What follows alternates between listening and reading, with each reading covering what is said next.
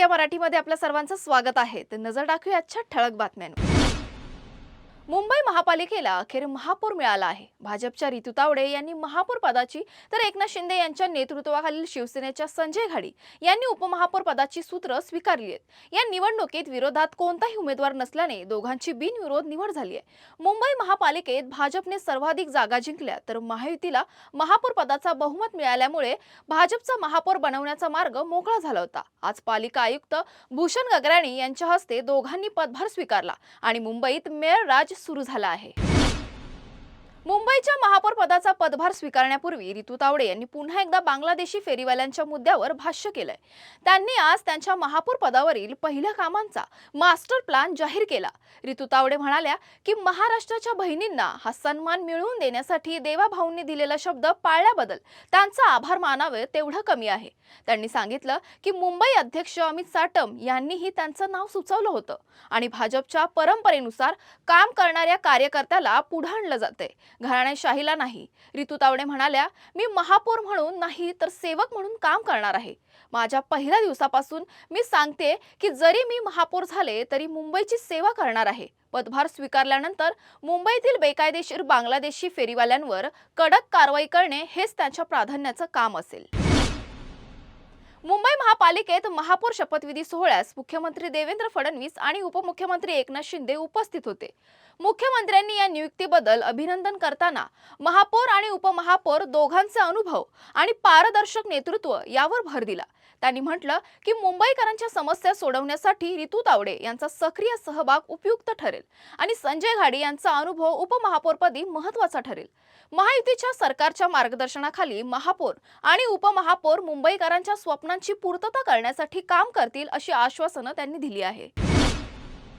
चंद्रपूर महानगरपालिकेच्या निवडणुकीत काँग्रेसने 27 जागा जिंकून सर्वात मोठा पक्ष बनलाय, तरीही महापालिकेत सत्तेवर बसू शकले नाही।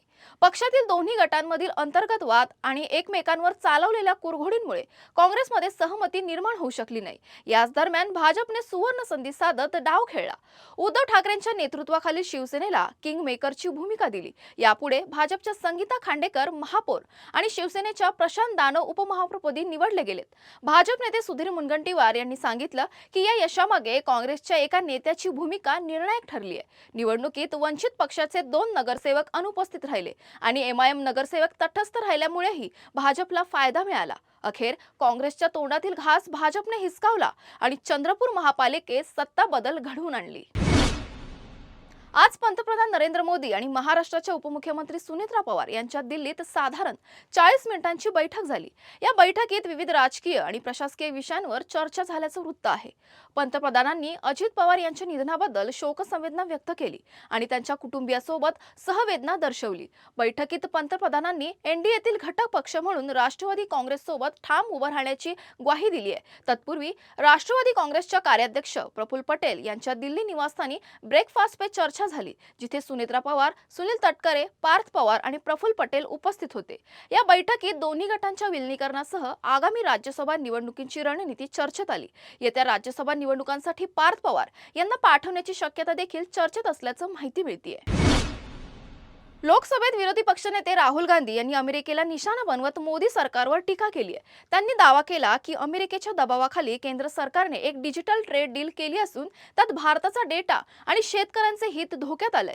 राहुल गांधींनी सांगितलं की भारतीय डेटा ही 21व्या शतकातील सर्वात मोठी संपत्ती असून त्यावर नियंत्रण ठेवणं आवश्यक आहे।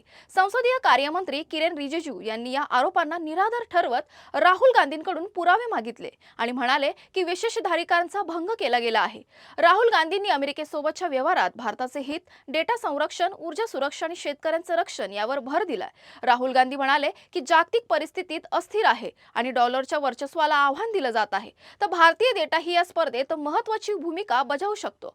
राहुल गांधींनी मोदी सरकारवर डिजिटल डेटावर नियंत्रण सोडल्याचा, डेटा लोकलायझेशन न केल्याचा आणि मोठ्या टेक कंपन्यांना करमुक्ती दिल्याचा आरोप केला आहे। केंद्र सरकारने राष्ट्रीय गीत वंदे मातरम, राष्ट्रगान जनगण मन प्रमाणे सर्व सरकारी कार्यक्रमात गाणं आणि वाजवणं अनिवार्य केलं आहे.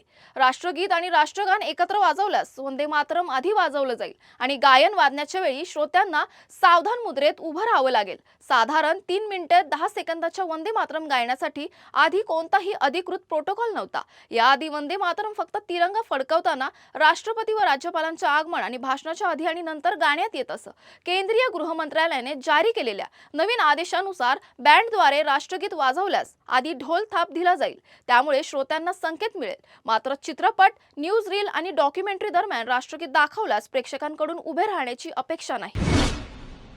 देशभरातील कर्मचारी, कामगार आणि शेतकरी संघटनांनी उद्या भारत बंद पुकारला आहे. हा बंद नवीन कामगार कायदे, भारत-अमेरिका व्यापार करार, मनरेगा सुधारणा आणि इतर धोरणांविरोधात आहे. बंदात 10 केंद्रीय ट्रेड युनियन सहभागी आहेत. या संघटनाचा दावा आहे की नवीन कायद्यांमुळे कर्मचारी हक्क, नोकरीची सुरक्षा आणि सामाजिक सुरक्षा धोक्यात येईल.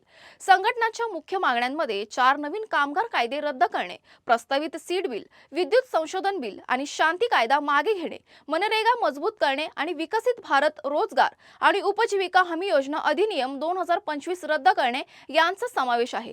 बँक कर्मचारी बंदात सहभागी होणार असल्याने बँकाचे कामकाज प्रभावित होऊ शकतं.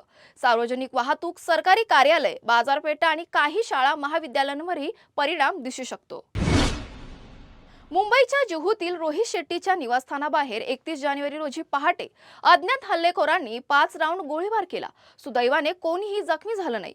मुंबई पोलिसांच्या गुन्हे शाखेने तातडीने कारवाई करून पुण्यातून 5 आरोपींना अटक केली. आरोपींमध्ये सिद्धार्थ दीपक एनपुरे, समर्थ शिवशंकर पोमाजी, स्वप्नील बंडू सकट, आदित्य ज्ञानेश्वर गायके आणि अमन आनंद मराठे यांचा समावेश आहे. तपासात समोर आलंय की या हल्ल्याचे सूत्रधार गुंड लॉरेन्स बिश्नोईचा निकटवर्तीय आरजू बिश्नोई होता. आरोपींनी सोशल मीडियावर जबाबदारी स्वीकारली होती. पोलिसांनी आरोपींकडून शस्त्र जप्त केली आहेत. मुख्य आरोपी शुभम लोणकर अद्याप पोलिसांच्या हाती लागला नाही. त्याचा भाऊ प्रवीण लोणकरला अटक करण्यात आली आहे. MCOC अंतर्गत तपास सुरू असून पुणे, मुंबईसह पंजाब आणि हरियाणामध्येही त्याचा शोध सुरू आहे. सोनं आणि चांदीचा भाव सध्या घसरत चाललाय. आज सोन्याचा भाव कमी झाल्यामुळे दागिने खरेदी करणाऱ्यांच्या पैशांची बचत होणार आहे. आज सोन्याचा भाव 1,43,000 रुपयांवर आलाय, म्हणजे साधारण 130-142 रुपयांनी कमी झालाय. त्याचप्रमाणे 24 कॅरेट सोन्याचा भाव 1,56,255 रुपयांवरून 1,56,113 रुपयांपर्यंत घसरला आहे. चांदीचा भावही कमी झालाय. आज 2,58,091 रुपयांपर्यंत आलाय, म्हणजे सुमारे 1,009 रुपयांनी घट झाली आहे. सोनं चांदीच्या दरातील या घटनेमुळे दागिने खरेदी करताना सामान्यांना काही प्रमाणात बचत होण्याची शक्यता आहे. तुर्तास वेळ झाली आहे इथेच थांबण्याची. नवीन बातम्या बघण्यासाठी पाहत राहा आवाज इंडिया मराठी.